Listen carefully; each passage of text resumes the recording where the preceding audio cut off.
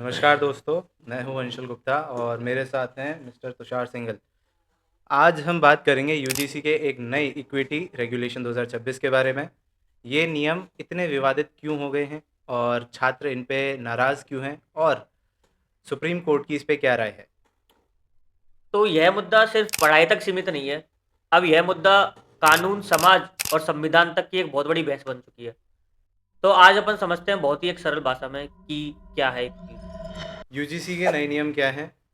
13 जनवरी 2026 को यूजीसी ने नए नियम लागू किए, जिनका नाम है promotion of equity in higher education institutions regulation 2026। इनका उद्देश्य है कॉलेज और यूनिवर्सिटी में जाति या किसी भी तरह का भेदभाव रोकना।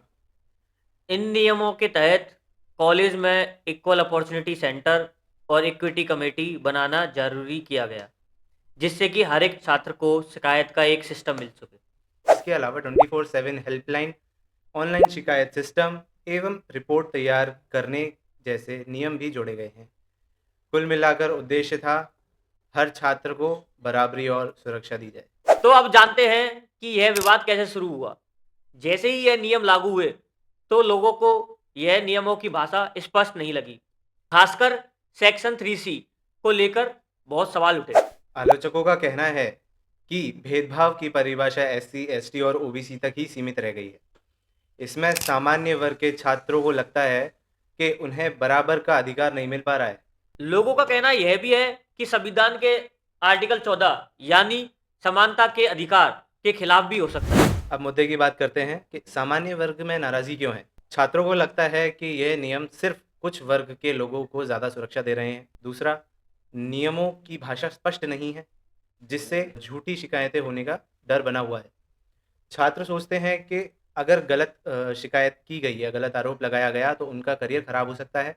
तीसरा, कई लोग मानते हैं कि ये नियम समाज को जोड़ने के बजाय समाज को और बांट रहे हैं। इन्हीं वजहों से सामान्य वर्ग के छात्रों में डर बना हुआ है। तो जानते हैं कि देश भर में कैसे छात्रों ने यूजीसी के ऊपर विरोध करना चालू किया।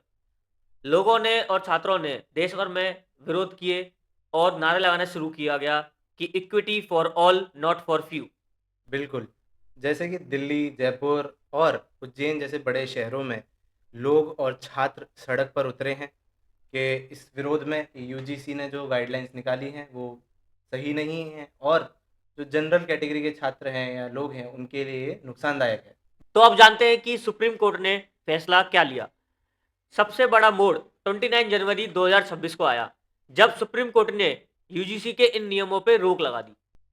सुप्रीम कोर्ट ने कहा कि नियमों की भाषा स्पष्ट नहीं है और इनका गलत इस्तेमाल होने की संभावनाएं हैं।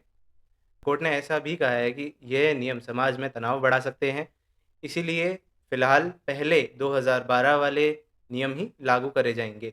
इसकी अगली सुनवाई 19 मार्च 2026 को होगी।